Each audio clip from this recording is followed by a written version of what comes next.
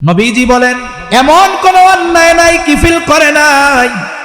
কিফিলের অন্যায়গুলোর মধ্যে একটা অন্যায়, সে মানুষকে সুদের উপরে টাকা দিত।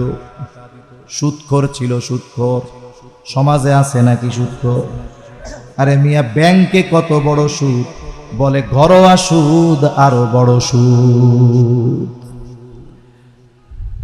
কিফিল মানুষরে সুদের উপরে টাকা দিত। একদিন এক বিধবা মহিলা তার কাছে আসছে বিপদে পড়ে কিছু টাকা কর্জ নেওয়ার জন্য। বলে, যারা সুদি কারবারি করে এরা মানুষ বিপদে পড়লে কর্জ দেয় না। কেউ যদি সুদে চাইতে যায় মুঠ ভইরা দিয়া দেয়, কিন্তু বিপদে পড়ে যদি 500 টাকা ধারও চায় তাও দেয় না। ওই মহিলা গিয়া বলে, কিফিল আমারে কিছু টাকা দাও, কর্জ দাও, ধার দাও, আমি বিপদে পড়েছি। কিফিল বলে, না, আমি কাউরে টাকা ধার দেই না, টাকা যদি লাগে সুদে নাও। মহিলা বলে, কিফিল, সুদ দেওয়ার মতো সামর্থ্য যদি আমার থাকতো তাইলে তোমার কাছে সাহায্যের জন্য আসতাম নাকি? মহিলা বিধবা, চেহারা সুন্দর, সকল পাপে অভ্যস্ত কিফিল এবার মহিলাকে কুপ্রস্তাব দিয়ে বলে, মহিলা, তোমাকে টাকা কর্জ দিতে পারি এই শর্তে, সুদ দিতে পারবা না অসুবিধা নাই, তবে আমার সাথে অমুক দিন গোপনে ব্যভিচারে লিপ্ত হবা। জালেম কিফিল সুযোগ মতো মহিলাকে জেনার প্রস্তাব দিল। হাদিসের মধ্যে আসছে, কাদাল ফাকিরু আইয়াকুনা কুফরা, দরিদ্রতা মানুষকে কুফরি পর্যন্ত পৌঁছায় দেয়। অনেক সময় দরিদ্রতার কারণে অনেকের চরিত্র ধ্বংস হয়ে যায়। আমাদের আশেপাশে অনেক মানুষ আছে অন্যায়ের সাথে জড়িত, পাপাচারে লিপ্ত। যদি একটু আমরা খোঁজ নেই দেখা যাবে এরা শখে পাপে জড়িয়েছে এমনটা নয়। অধিকাংশ মানুষের এই পাপে জড়ানোর অন্যতম কারণ হলো তার অভাব। কাদাল ফাকিরু আইয়াকুনা কুফরা, দরিদ্রতা মানুষকে কুফরি পর্যন্ত পৌঁছায় দেয়। এইবার ওই মহিলা তার প্রয়োজনের কাছে হার মেনে গেল, কিফিলের শর্তে রাজি হয়ে গেল। নির্ধারিত দিন নির্ধারিত জায়গায় কিফিল হাজির। হাদিসের মধ্যে আসছে একেবারে জেনার নিকটবর্তী। মহিলা কান্না করে আর থরথর করে কাঁপে। কিফিল গেছে মজা করার জন্য আর মহিলা কান্না করে আর কাঁপে। কিফিল বলে, মহিলা কান্না করো কেন? আমি কি তোমাকে জোর করেছি নাকি, বাধ্য করেছি নাকি? কান্না করো কেন? মহিলা বলে, কিফিল, কান্না করি আল্লাহর ভয়, আমি কোনোদিন এই পাপের সাথে লিপ্ত হই নাই, তবে আজকে কেন রাজি হয়েছো? বলে, আমার অভাব, আমার তো ভয় হয় যদি তোমার সাথে জেনা করার পরে মারা যাই, আল্লাহ তাআলার সামনে আমাকে একজন ব্যভিচারিণী হিসেবে উপস্থিত হওয়া লাগবে, আমি আল্লাহর ভয়ে কান্না করি। কিফিল, এই কথাটা কিফিলের কান দিয়ে হৃদয় পর্যন্ত পৌঁছায় গেল। কিফিল বলে, সত্যই তুমি আল্লাহর ভয়ে কান্না করো? বলে, হ্যাঁ। কোনদিন এই পাপাচারে লিপ্ত হও নাই? বলে, না, হই নাই। এবার কিফিল ওই অবস্থা থেকে উঠে গেছে। কিফিল উঠে গেছে, ওঠার সময় মহিলারে 60 দিরহাম কর্জ দিয়েছিল। বলে, মহিলা যাও, এটা তোমাকে সাদকা করে দিলাম, আর শুনে নাও, আজকে থেকে আমি আর কোনো পাপাচারে লিপ্ত হব না। খালেস তওবা করে কিফিল বাড়িতে চলে গেছে। ঘটনাক্রমে রাতের বেলায় কিফিল মারা গেছে। কিফিল যে তাওবা করেছে, কিফিলের তাওবা যে কবুল হয়েছে, দুনিয়ার কেউ জানে না, কিন্তু জানেন যিনি তিনি কে। কিফিলের তাওবা কবুল হয়ে গেছে, কিফিল মারা গেছে। মানুষেরা আনন্দিত যে হায় এক জালেম মরছে, ভালো হয়েছে, জালেমের মৃত্যু হয়েছে, ভালো হয়েছে, মানুষেরা আনন্দিত। কিন্তু আল্লাহ তাআলা কিফিলের দরজায় লিখে দিয়েছেন, আল্লাহ তাআলা কিফিলকে ক্ষমা করে দিয়েছে। তোমরা কিফিলকে পাপী বলো না, কিফিল জান্নাতের বাসিন্দা হয়ে গেছে। আল্লাহ তাআলা কিফিলরে মাফ করে দিয়েছে। তাহলে একটা কথা, একটা চিন্তা, একটা মানুষের গতিপথ জাহান্নাম থেকে জান্নাতের দিকে নিয়ে আসতে পারে, ঠিক কিনা বলেন?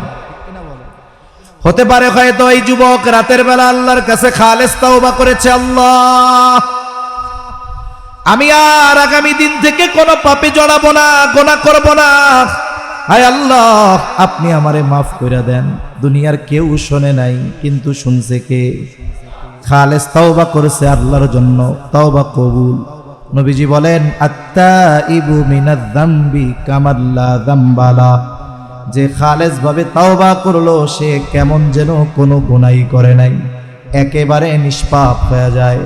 ঘটনাক্রমে ওই ব্যক্তির জীবনের শেষ রাত যদি এটা শেষ রাত হয়, তাহলে কিয়ামতের দিন আল্লাহর সামনে আমল নামায় গুনাহ মুক্ত হয়ে সে উপস্থিত হবে।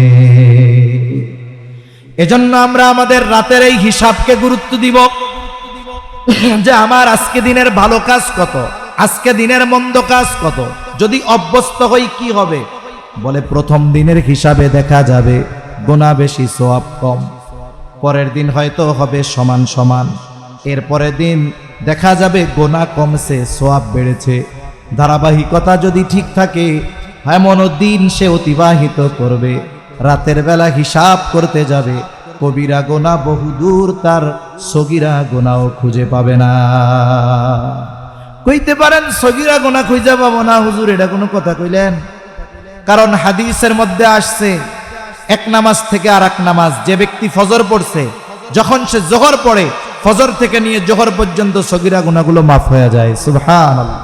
নেককার আল্লাহর বান্দা, সে তো এশার নামাজ পড়ে টিভি দেখবে না, মোবাইল দেখবে না, সে গিয়ে খাওয়া দাওয়া করে শুয়ে পড়বে, গুনাহ করার কোনো সুযোগ নাই। আল্লাহর কাছে মাফ চাইবে, গুনার হিসাব করবে। কবিরা গুনাহ সারা দিনে হয় নাই, সগীরা গুনাহ ওই যে এক নামাজের পরে আরেক নামাজ, সগীরা গুনাহ মাফ হয়ে যায়।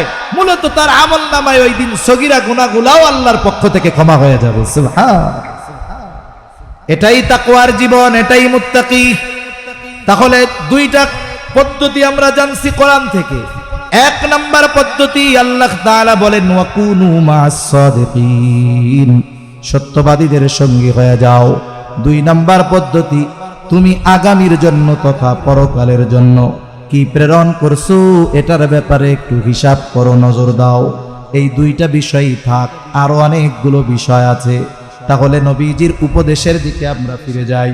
নবীজি আবু যর রাদিয়াল্লাহু তাআলা আনহুকে এক নম্বরে বললেন, ইয়া আবা যর ইত্তাকিল্লাহা হাইসুমা কুনতা, তুমি যেখানেই থাকো না কেন ভয় করবা কাকে? বলেন তো, পৃথিবীতে এমন কোন জায়গা আছে যেই জায়গায় গিয়ে যদি আমি আপনি পাপ করি আল্লাহ দেখবে না? দেখবে? এমন জায়গা আছে দুনিয়ায়? হযরত লোকমান আলাইহিস সালাম তার সন্তানকে অনেকগুলো উপদেশ দিয়েছে, এর মধ্যে একটা উপদেশ, ইয়া বুনাইয়া ইন্নাহা ইন তাকু মিসকালা হাববাতিন মিন খারদালিন ফাতাকুন ফি সখরাতিন আও ফিস সামাওয়াতি আও ফিল আরদ ইয়াতি বিহাল্লাহ। সন্তানকে বলতেছে, হে আমার সন্তান, ইয়া বুনাইয়া ইন্নাহা, হা দ্বারা উদ্দেশ্য তোমার ওই কৃত পাপ, ইন তাকু মিসকালা হাববাতিন মিন খারদাল, সেটা যদি কোনো সরিষা দানা পরিমাণ হয়, ফাতাকুন ফি সখরা আও ফিস সামাওয়াতি আও ফিল আরদ, আর তুমি যদি ওই সরিষা দানা পাপটা কোনো পাথরের মধ্যে করো, পাথর। এই আয়াতের তাফসীরে আনাস রাদিয়াল্লাহু তাআলা আনহু থেকে বর্ণিত একটা হাদিস আসছে। নবীজি বলেন, কোন ব্যক্তি যদি এমন কোন পাথরের মধ্যে গিয়া কোনো পাপ করে, কেমন পাথর? বলে যেই পাথরের দরজা নাই, যেই পাথরের জানালা নাই। বলেন তো, দরজা জানালা যদি না থাকে ঢোকা যাবে নাকি? ওই অসম্ভবকে সম্ভব করে কেউ যদি দরজা জানালা বিহীন কোনো পাথরের মধ্যে কোনো আমল করে, ওই আমলটা যদি সরিষা দানা পরিমাণ হয়, ওই আমলটা কিয়ামতের দিন যিনি হাজির করবেন তিনি কে? হযরত লোকমান বলেন, ফাতাকুন ফি সখরা, ওই সরিষা দানা পরিমাণ পাপটা যদি তুমি পাথরের মধ্যেও করো, আও ফিস সামাওয়াত, যদি আসমানেও করো, আও ফিল আরদ, জমিনেও যদি করো, ইয়াতি বিহাল্লাহ, ওই পাপ সহ তোমাকে যিনি হাজির করবেন তিনি কে? কারণ আল্লাহ শুধু পাপীকে হাজির করবে তা না, কিয়ামতের দিন আমার আপনার কৃত কর্মগুলাকেও আল্লাহ তাআলা হাজির করবে। তাহলে এই চিন্তা যদি কোনো ব্যক্তির মধ্যে থাকে, যে আমি পৃথিবীর যেখানেই যাই না কেন, যাই করি না কেন, দুনিয়ার সব ফাঁকি দেওয়া সম্ভব, আহকামুল হাকিমিনকে ফাঁকি দেওয়া সম্ভব নয়। এই চিন্তা যার মধ্যে সব সময় আছে, বলে তার জন্য গুনাহ করা কঠিন হবে। দোকানদার যদি হয়, ওজনে কম দেওয়া কঠিন হবে। সয়াবিনের সাথে পাম অয়েল মেশানো কঠিন হবে। 3 নম্বর মালকে 1 নম্বর বলে বিক্রয় করা কঠিন হবে, ঠিক কিনা বলেন? যেহেতু বণিক ভাইদের মাহফিল, জানার দরকার এই ব্যবসা এটা শুধু পয়সা উপার্জনের মাধ্যম নয়। সত্যবাদী আমানতদার ব্যবসায়ীর জন্য এই 2টা গুণ দরকার। যদি ইমানদার হয়, সত্যবাদী আমানতদার ব্যবসায়ী কাদের সাথে থাকবে? মা'আন নাবিয়িন, নবীদের সাথে থাকবে, সিদ্দিকিনদের সাথে থাকবে, শহীদদের সাথে থাকবে, নেককার বান্দাদের সাথে তাদের অবস্থান হবে। তাহলে যারা ব্যবসা করে শুধুমাত্র ব্যবসার মাধ্যমে সম্পদ উপার্জনের মাধ্যম মনে করে ব্যবসাকে, এরা বোকা। অথচ যেমন ভাবে জাগতিক সম্পদ উপার্জন করা যায় ব্যবসার মাধ্যমে, অনুরূপ ভাবে নবী রাসূলদের সাথী হওয়ার যোগ্যতাও অর্জন করা যায়। তবে সত্যবাদিতা আর আমানতদারিতার সাথে ব্যবসা করতে গেলে প্রাথমিক দিকে কিছুটা মুসিবত মনে হতে পারে, তবে এটা আল্লাহর পরীক্ষা। যদি ইস্তেকামাতের সাথে থাকা যায়, যে আমার লাভ কম হোক, আমার পাশের ব্যবসায়ী ভেজাল করে বেশি লাভ করতেছে করুক, আমি নির্ভেজাল ভাবে আমানতদারিতার সাথে সত্যবাদিতার সাথে ব্যবসা করে লাভ করব কম। হ্যাঁ, তার লাভ হবে কম, কিন্তু বরকত যিনি দিবেন তিনি কে? সে একদিন ধরা খাবে, 10 লাখ জরিমানা শেষ।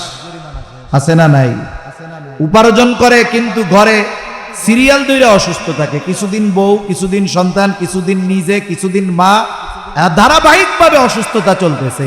আরেকজন সত্যবাদিতা আমানতদারিতার সাথে ব্যবসা করতেছে, লাভ কম হচ্ছে, কিন্তু সময়ের সাথে সাথে আল্লাহ তাআলা প্রবৃদ্ধি দিচ্ছে এবং এর মধ্যে বরকত দিচ্ছে, ঠিক কিনা বলেন? এজন্য ব্যবসায়ী ভাইরা, সত্যবাদিতা ও আমানতদারিতা এটাকেই বানাতে হবে ব্যবসার মূলধন। তাহলে ওই ব্যবসায়ী আর ব্যবসার মধ্যে রহমত আর বরকত দিয়ে ভরপুর করবেন কে? আল্লাহ। তাহলে 3টা পয়েন্ট আমরা আলোচনা করলাম মুত্তাকি হওয়ার জন্য। যেখানেই থাকি না কেন চিন্তা থাকবে আমার মালিক আমাকে দেখতেছে। বলে এই চিন্তা যখন কারো মধ্যে ঢুকে যায়, তার জন্য গুনার কাজ করা কঠিন হয়ে যায়। নবীজি সাল্লাল্লাহু আলাইহি ওয়াসাল্লামের দ্বিতীয় উপদেশ, ওয়া আতবি'is সাইয়্যাতাল হাসানাতা তামহুহা। ও আবু যর, তোমার দ্বারা যখন কোনো মন্দ কাজ হয়ে যাবে, তুমি ভালো কাজ করবা, নেকের কাজ করবা। কেননা ভালো কাজ মন্দ কাজটাকে মিটায়া দেয়। আল্লাহ তাআলাও বলেন, ইন্নাল হাসানাতি ইউযহিবুনাস সাইয়্যাত। ভালো কাজ মন্দ কাজকে মিটায়া দেয়, তবে মন্দ কাজটা যেমন মুসার জন্য ভালো কাজটা ওই পরিমাণের হতে হবে। এখন একজন করেছে কবিরা গুনাহ, আর একজন বান্দার হক নষ্ট করে ফেলছে। এখন ও যদি 1000 দানার তসবিহ একটা নিয়ে কয় আস্তাগফিরুল্লাহ আস্তাগফিরুল্লাহ, আল্লাহ আমারে মাফ করে দেন, বলেন তো বান্দার হক আদায় না করা পর্যন্ত তার তাওবা আল্লাহ কবুল করবে নাকি? তাহলে বান্দার হক যে নষ্ট করেছে, আগে বান্দার হক আদায় করতে হবে, তাহলেই না তার তাওবা কবুল হবে, নাইলে তার তাওবা কবুল হবে না, তার গুনাহ মাফ হবে না। এই জন্য গুনাহ যেমন, এই গুনাহ মোছার জন্য আমল তেমন। কবিরা গুনাহ যদি হয় খালেস তাওবা করতে হবে, বান্দার হক সম্পৃক্ত যদি হয় বান্দার হকগুলো আদায় করতে হবে, ছোট ছোট অন্যায় যদি হয় ওটাও মাফ চেয়ে নিতে হবে। কারণ দুনিয়াতে কেউ যদি কারো সাথে অসৎ আচরণ করে, একজন মুরব্বী, তার সাথে আমার ভালো আচরণ করতে হবে, এটা তার হক। এখন আমি তার সাথে মন্দ আচরণ করলাম, তার কাছে আমি ক্ষমাও চাই নাই, তার কাছে মাফও চাই নাই, সে মাফও করে নাই, কি হবে তাইলে? নবীজি বলেন, তোমরা ওই দিন আসার আগে সতর্ক হয়ে যাও, যেই দিন আল্লাহ তাআলা বাদী বিবাদীর মধ্যে ফয়সালা করে দিবে। যদি দুনিয়াতে কেউ কাউকে কথার দ্বারাও একটা কষ্ট দিয়ে থাকো, মাফ চেয়ে নাও, কারণ ওই বিষয়টার ফয়সালাও কিয়ামতের দিন যিনি করবেন তিনি কে? এজন্য যত ছোট মন্দ কাজ হোক আমরা মাফ চায়া নিব, যার সাথে হবে তার সাথে। এজন্য রাসূলুল্লাহ সাল্লাল্লাহু আলাইহি ওয়াসাল্লাম আয়েশা সিদ্দিকা রাদিয়াল্লাহু তাআলা আনহাকে বলেন, আয়েশা তুমি কোন নেকের কাজকে ছোট মনে করবা না, কোন গুনার কাজকেও ছোট মনে করবা না, কারণ হতে পারে ওই ছোট পাপের কারণে আল্লাহ শাস্তি দিতে পারে, আবার ওই ছোট ভালো কাজের কারণে আল্লাহ মাফ করে দিতে পারে। প্রসিদ্ধ ঘটনা আমরা সবাই কম বেশি জানি। একজন দুশ্চরিত্রা নারী, সে একটা পিপাসিত কুকুরকে পানি পান করাইছে, ভালো কাজ, আল্লাহর কাছে পছন্দ হয়েছে। নবীজি বলেন এই কারণে আল্লাহ তাআলা তাকে মাফ করে দিবে। আরেকজন মহিলা, সে একটা বিড়ালকে বেঁধে রাখছে, খাবারও দেয় না, ছেড়েও দেয় না, বিড়ালটা মারা গেছে। নবীজি সাল্লাল্লাহু আলাইহি ওয়াসাল্লাম বলেন কিয়ামতের দিন এই কারণে আল্লাহ তাআলা তাকে শাস্তি দিবে। এজন্য আমার আপনার দ্বারা যদি কবিরা গুনাহ হয়, তাহলে কবিরা গুনাহ মোছার ওষুধ হলো তাওবা। একজনের সাথে খারাপ আচরণ হয়েছে, তার কাছ থেকে ক্ষমা চাওয়া। এই ধরনের পাপ যেমন তার পাপ থেকে মুক্তি বা নাজাত বা তাওবার পদ্ধতি তেমন। এজন্য আমার আপনার দ্বারা যদি কখনো পাপ হয়ে যায়, অন্যায় হয়ে যায়, তাওবার ক্ষেত্রে কারো সাথে যদি খারাপ আচরণ হয়ে যায়, ক্ষমা চাওয়ার ক্ষেত্রে আমরা কখনো বিলম্ব করব না। হয়তো আজ রাতে আমার দ্বারা গুনাহ হয়েছে, আজ রাতে আমার দ্বারা কথার দ্বারা কেউ কষ্ট পেয়েছে, আগামী দিন ক্ষমা পাওয়ার সুযোগ পাবো কি পাবো না এর কোনো নিশ্চয়তা নাই। তাহলে নবীজি সাল্লাল্লাহু আলাইহি ওয়াসাল্লাম দ্বিতীয় উপদেশ দিলেন, ও আবু যর, তোমার দ্বারা যদি কখনো অন্যায় কাজ হয়ে যায়, তুমি ভালো কাজ করবা, নেকের কাজ করবা। কেন? তামহুহা, ওই ভালো কাজ মন্দ কাজটাকে মিটায়া দেয়। 3 নাম্বার, নবীজি সাল্লাল্লাহু আলাইহি ওয়াসাল্লাম বলেন ওয়া খালিকিন নাসা বিখুলুকিন হাসানিন, ও আবু যর, মানুষের সাথে সদাচরণ করবা, মানুষের সাথে সদাচরণ করবা, ভালো ব্যবহার করবা। সদাচার এটা ব্যাপক অর্থবোধক একটি শব্দ। সদাচারী তো সে প্রকৃতপক্ষে যেই মানুষটা তার কাছে যেমন হক প্রাপ্য তেমনি হক আদায় যেই ব্যক্তি করে, সেই ব্যক্তি মূলত সদাচারী। অনেকে আছে মুখ দিয়ে কথা বলে সুন্দর সুন্দর, কিন্তু মানুষের হক নষ্ট করে, বিভিন্ন পদ্ধতিতে মানুষকে কষ্ট দেয়। তার কথা খুব সুন্দর, মিষ্টি কথা, আবার অধিকাংশ সময় দুষ্টু লোকের কথা ভাষা এগুলো মিষ্টি হয় বেশি। দুনিয়ায় যত চিটিংবাজ আছে, সব চিটিংবাজদের ভাষা দেখবেন খুব মধুর, খুব মায়াময়, মানুষেরকে খুব আকর্ষিত করে, আচরণ খুব সুন্দর। যেগুলো চিটিংবাজ, অধিকাংশ মানুষ আচরণের দিক দিয়ে খুব সুন্দর আচরণ করে, কিন্তু তার ভেতরে কি আছে এটা আমরা কেউ বুঝতে পারি না। তাহলে সদাচারীকে বলে মানুষের সব হক যে আদায় করে সে। আর মানুষের হক আদায় করা এটা আমাদের জন্য সবচাইতে গুরুত্বপূর্ণ বিষয়। কারণ কোন ব্যক্তি যদি মানুষের হক নষ্ট করে, সেটা আচরণগত দিক দিয়ে হোক, সেটা অর্থনৈতিক দিক দিয়ে হোক, কেউ যদি মানুষের হক নষ্ট করে, কিয়ামতের দিন ওই ব্যক্তি সবচাইতে নিঃস্ব হবে। দুনিয়াতে কেউ যদি কোনো মানুষের হক নষ্ট করে, কিয়ামতে সবচাইতে নিঃস্ব হবে ওই ব্যক্তি। রাসূলুল্লাহ সাল্লাল্লাহু আলাইহি ওয়াসাল্লাম সাহাবায়ে কেরামকে জিজ্ঞাসা করেন, তোমরা কি জানো কিয়ামতের দিন সবচাইতে নিঃস্ব হবে কে, মুফলিস কে হবে? সাহাবায়ে কেরাম জবাব দিলেন, ইয়া রাসূলুল্লাহ, আল্লাহ এবং তার রাসূল ভালো জানে।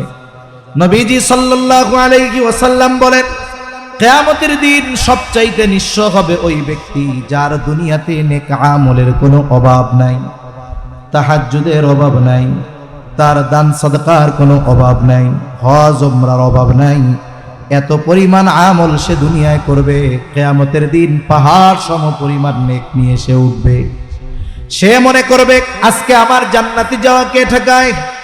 কিন্তু আফসোস, ওই ব্যক্তি দুনিয়ায় মানুষের হক নষ্ট করত, কারো সম্পদ কেড়ে নেওয়ার মাধ্যমে, কারো উপরে জুলুম করার মাধ্যমে, কাউকে কথার মাধ্যমে, কাউকে হাতের মাধ্যমে।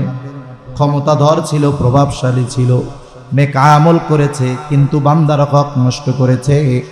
ওই লোকটা জান্নাতে যাওয়ার অনুমতি পাবার পূর্বে আল্লাহ তাআলার কাছে দুনিয়ায় যাদের উপরে সে জুলুম করেছে ওই মানুষগুলো আল্লাহর আদালতে ওই ব্যক্তির ব্যাপারে অভিযোগ দায়ের করবে, আল্লাহর কাছে বিচার প্রার্থনা করবে। আল্লাহ জিজ্ঞাসা করবে ওরা যে অভিযোগ দিল সত্য? মিথ্যা বলার কোনো উপায় নাই। সে বলবে হ্যাঁ সত্য। আল্লাহ বলবে তাইলে হক আদায় করে দাও। দুনিয়ার লেনদেন, টাকা পয়সা, ডলার এগুলো দিয়ে হয়, কিয়ামতের দিনের লেনদেন হবে নেকি আর গুনাহ দিয়া। বলে যার কাছে নেকি সে ধনী, যার নেকি নাই সে গরিব। এইবার ওই ব্যক্তি বলবে আল্লাহ এ তো দুনিয়া না, দুনিয়া হলে সম্পদ যা নিয়েছি বহুগুণ প্রয়োজনে তাকে দিয়ে দিতাম। এবার বাদী বলবে আল্লাহ আমার তো এখন সম্পদ দরকার নাই, আমার হক সে তার নেকির দ্বারা আদায় করে দি। হয়তো দুনিয়ায় নিছিল ৫,০০০ টাকা, ও এবার বলবে আল্লাহ দুনিয়ার ওই ৫,০০০ টাকার যদি শোধ করতে হয় তাহলে ওই ৫টা হজের সওয়াব আমার দেওয়া লাগবে। কিছু করার আছে? কিছু করার নাই। দাবি অনুযায়ী দিতে হবে, হক আদায় করতে হবে। একের পর এক মানুষের হক আদায় করতে করতে পাহাড় পরিমাণ নেক শেষ, কিচ্ছু নাই। লোকটা হতাশায় আল্লাহ তাআলার কাছে বলবে আল্লাহ সব নেকি শেষ, এখনো তো অভিযোগকারীর সিরিয়াল লম্বা। অভিযোগকারীরা বলবে আল্লাহ নেকি নাই তাতে কি, আমাদের গুনাহগুলো নিয়ে আমাদের হালকা বানায়া দি। এতক্ষণ নেকি দিয়া হক আদায় করা লাগছে, এখন গুনাহ নিয়ে হক আদায় করতে হবে। পাহাড় পরিমাণ গুনাহর মালিক সে হয়ে যাবে। নবীজি বলেন কিয়ামতের দিন সবচাইতে নিঃস্ব হবে ওই ব্যক্তি যার দুনিয়ায় নেক আমলের অভাব ছিল না, কিন্তু দুনিয়ায় সে মানুষের হক নষ্ট করত। এজন্য প্রকৃতপক্ষে সদাচরণকারী হলো সে যে মানুষের হক আদায় করে, যার সাথে যেমন হক তেমনটা সে আদায় করে। এই ব্যক্তি হলো সর্বোচ্চ সদাচরণকারী। মানুষের সাথে ভালো ব্যবহার এটা উত্তম আখলাকের অন্যতম একটা অংশ। এই উত্তম আখলাক, উত্তম চরিত্র এটা অনেক বড় এক আমল। রাসূলুল্লাহ সাল্লাল্লাহু আলাইহি ওয়াসাল্লামকে জিজ্ঞাসা করা হলো মিজানে সবচাইতে ওজন হবে কোন আমল? আমল গণনা করা হবে না, মেপে দেখা হবে না, ওজন দেওয়া হবে। নবীজি সাল্লাল্লাহু আলাইহি ওয়াসাল্লামকে জিজ্ঞাসা করা হলো সবচাইতে ওজন হবে কোন আমল?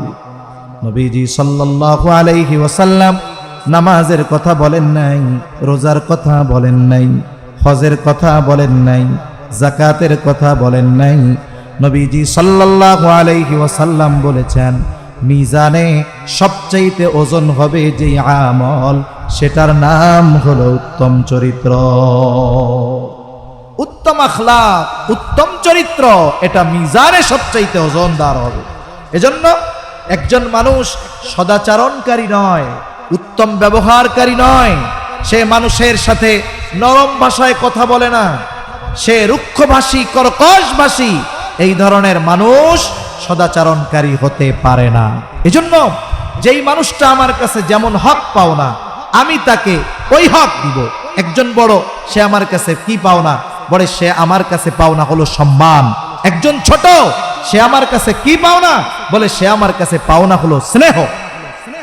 রাসূলুল্লাহ সাল্লাল্লাহু আলাইহি ওয়াসাল্লাম বলেন মাল্লাম ইয়ারহাম সাগীরানা ওয়া লাম ইউক্কির কাবীরানা ফালাইসা মিন্না। নবীজি সাল্লাল্লাহু আলাইহি ওয়াসাল্লাম বলেন মাল্লাম ইয়ারহাম সাগীরানা, যে ছোটর উপরে রহম করে না, ছোটকে স্নেহ করে না, ওয়া লাম ইউক্কির কাবীরানা, বড়কে সম্মান করে না, ফালাইসা মিন্না, নবীজি বলেন সে আমার অন্তর্ভুক্ত বা সে আমার দলভুক্ত নয়। এজন্য বড় যে পরিচিত হোক অপরিচিত হোক সে আমার কাছে সম্মান প্রাপ্য, আমি তাকে সম্মান করব। কিন্তু আফসোস জামানা এমন, বড়কে সম্মান ছোটকে স্নেহ এটা আমাদের সমাজ থেকে উঠে গেছে বললে চলে, ঠিক কিনা বলেন? বড়কে সম্মান এটা আমাদের সমাজ থেকে উঠে গেছে। আমরাও ছোটদের স্নেহ করতে পারি না, করি না, আমাদের আচরণ খারাপ, করি না। আমাদের এক উস্তাদ বলতেন, নবীজি এখানে আগে বলছেন মাল্লাম ইয়ারহাম সগীরানা, যে ছোটকে রহম করে না, ওয়ালাম ইয়াক্কির কাবীরানা, বড়কে স্নেহ করে না। উনি ওনার ভাষায় বলতেন, বাস্তবতা হলো এই রকম, যেই বড় ছোটকে স্নেহ করে না, ওই বড়কেও ছোটরা সম্মান করে না। এজন্য আমাদের ছোটদের স্নেহ করা দরকার, ছোটদেরকে মোহাব্বত করা দরকার, তাহলে ওরাও বড়দেরকে সম্মান করবে, মোহাব্বত করবে। মা বাবার হক আছে, মা বাবার সাথে সদাচরণকারী কি? মা বাবার যেই হক ইসলাম নির্ধারণ করেছে, এই হক আদায় করা। মা বাবার সাথে সদাচরণ মানে ইসলাম মা বাবার যেই হকগুলো সাব্যস্ত করেছে, এই হকগুলো আদায় করা। ওই হক আদায় করে না, কিন্তু সে অনেক ইবাদত করে, সে বাস্তবিক অর্থে সদাচরণকারী হতে পারে না। স্ত্রীর সাথে হক আছে, এই হকগুলো যে আদায় করে, স্ত্রীর সাথে সদাচরণকারী, কিন্তু অনেক ইবাদত করে, তাহাজ্জুদের অভাব নাই, দান সাদকার অভাব নাই, কিন্তু স্ত্রীদের সাথে ভালো আচরণ করে না, বলে সে স্ত্রীদের সাথে সদাচরণকারী হতে পারে নাই। এজন্য একটা ব্যক্তি পরিপূর্ণভাবে তখনই সদাচরণকারী হয়, উত্তম আখলাকওয়ালা হয়, সদাচরণকারী তখনই হয় যখন সে মানুষের হকগুলো আদায় করে। আর মানুষের হক যদি আদায় না করে, কিয়ামতের দিন আল্লাহর আদালতে তাদেরকে ধরা পড়ে যাওয়া লাগবে। এজন্য সম্মানিত উপস্থিতি, উত্তম আখলাকের অন্যতম পাঠ হলো মানুষের হক আদায় করা।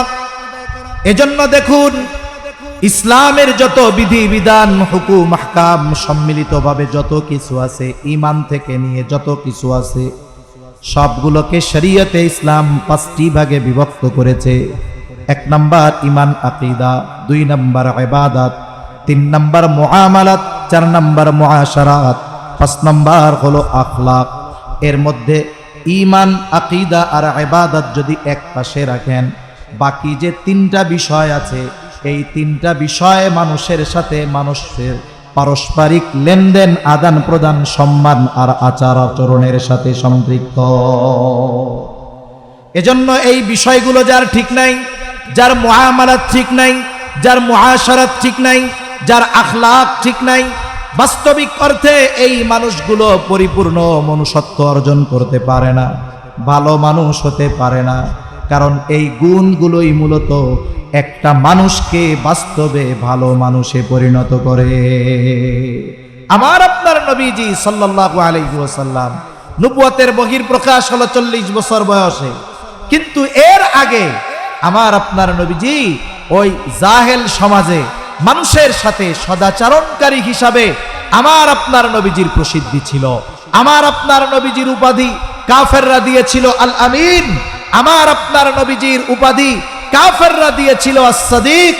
তিনি মানুষের সাথে এতটা সদাচরণকারী ছিলেন, মানুষের সাথে মুআমালাতের ব্যাপারে এতটা সচেতন ছিলেন, যেই কাফেররা নবীজিকে হত্যার অপচেষ্টা করেছে, ওই কাফেরদের আমানতের সামগ্রী তাদের কাছে পৌঁছানোর ব্যবস্থা না হওয়া পর্যন্ত আমার আপনার নবী মদিনার দিকে সফর শুরু করেন। অথচ আমরা সেই নবীর উম্মত, আমাদের আচার আচরণের অবস্থা কি? আমাদের আচার আচরণ তো আর একজন মুসলিম ভাইয়ের সাথে পর্যন্ত ভালো নয়। আমরা মনে করি ইবাদত যত বেশি করব আমি তত আল্লাহর কাছে প্রিয় হব। না না, রাসূলুল্লাহ সাল্লাল্লাহু আলাইহি ওয়াসাল্লামের কাছে 2 জন মহিলার অবস্থা পেশ করা হলো। একজনের ব্যাপারে বলা হলো, ইয়া রাসূলুল্লাহ সাল্লাল্লাহু আলাইহি ওয়াসাল্লাম, একজন মহিলা এমন কোনো আমল নাই যে সে করে না, একটা নফলও সে ছেড়ে দেয় না। সে তাহাজ্জুদ, আওয়াবিন, ইশরাক যত নামাজ আছে সব পড়ে, আইয়াম বিজের রোজা রাখে, সোমবার বৃহস্পতিবার রোজা রাখে, দান সদকা করে। এক কথায় আমলের কোনো অভাব নাই। তবে একটা জিনিস, সে তার প্রতিবেশীর সাথে খারাপ আচরণ করে। আর একজনের ব্যাপারে বলা হলো, ইয়া রাসূলুল্লাহ সাল্লাল্লাহু আলাইহি ওয়াসাল্লাম, আরেকজন মহিলা যেটা না করলেই নয় শুধু সেটাই করে। তার মানে ফরজ, ওয়াজিব, সুন্নাতে মুআক্কাদা যেগুলো না করলে পাপ হবে, গুনাহ হবে, শুধুমাত্র এগুলোই করে, আর তেমন ইবাদত করে না। কিন্তু তার প্রতিবেশীর সাথে সে সদাচরণ করে, ভালো ব্যবহার করে, প্রতিবেশীর হক আদায় করে। ইয়া রাসূলুল্লাহ, এই 2 মহিলার মধ্যে কোন মহিলা উত্তম?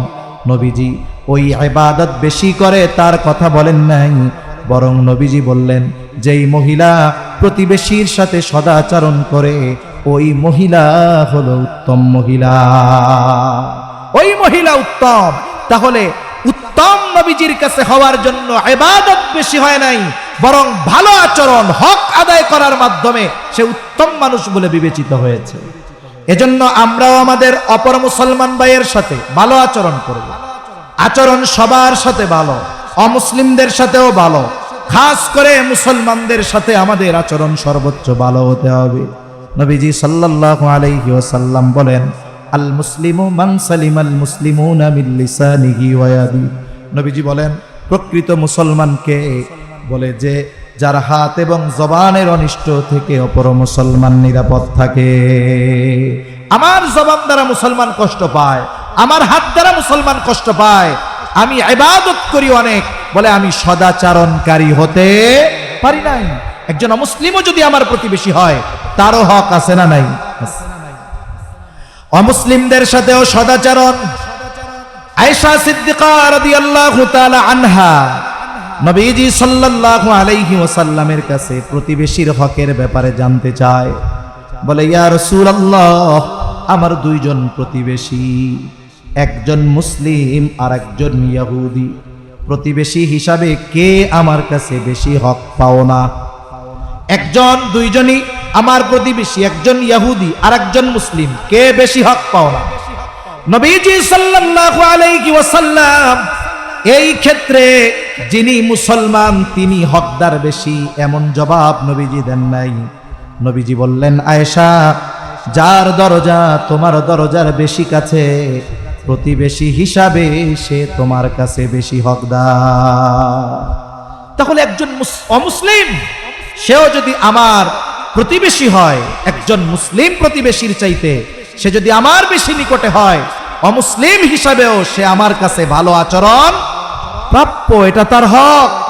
ইসলাম এত সুন্দর সদালাপ সদাচরণ আমাদেরকে শিখিয়েছে, কিন্তু আফসোস যেই ইসলাম এত সুন্দর আখলাকের শিক্ষা দিল, ভালো আচরণের শিক্ষা দিল, আমরা সেই শিক্ষা গ্রহণ করতে পারলাম না। আমরা কি করি?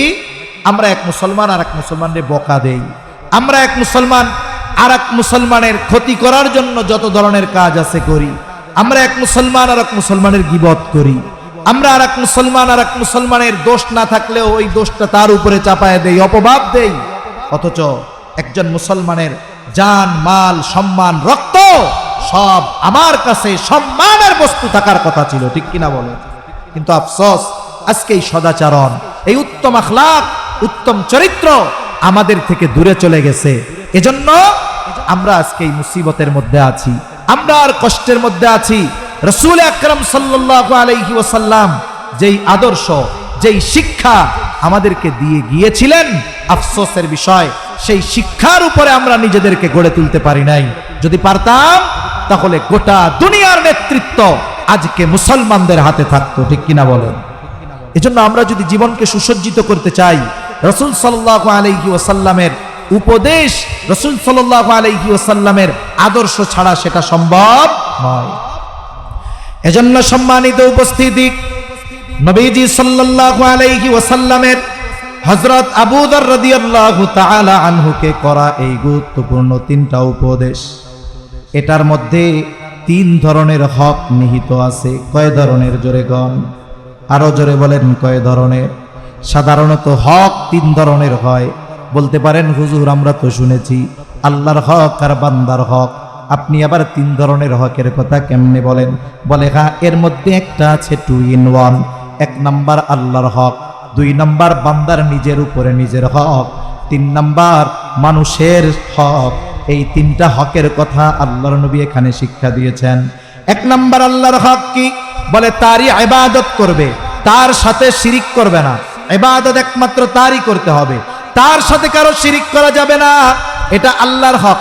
এখন বলেন তো, কোন ব্যক্তি যদি প্রকৃতপক্ষে মুত্তাকি হয়, মুত্তাকি, সে যদি নেককারদের সঙ্গী হয়, সে যদি নিজের জীবনের আমলের হিসাব করে, সে যদি সর্বদা এই চিন্তা করে যে আমার রব আমাকে সর্বদা দেখতেছে, বলেন তো অন্যান্য আরো কিছু বিষয় আছে সবগুলা থাকলো, এই তিনটা জিনিস কোন ব্যক্তির ভিতরে যদি পরিপূর্ণ থাকে, ওই ব্যক্তি জীবন চলে গেলেও আল্লাহর হক নষ্ট করবে নাকি?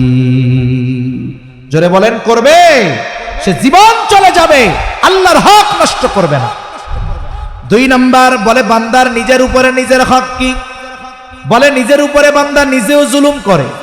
আমরা অনেক সময় মনে করি একজন মানুষ মনে হয় আর একজনের উপরেই শুধু জুলুম করে।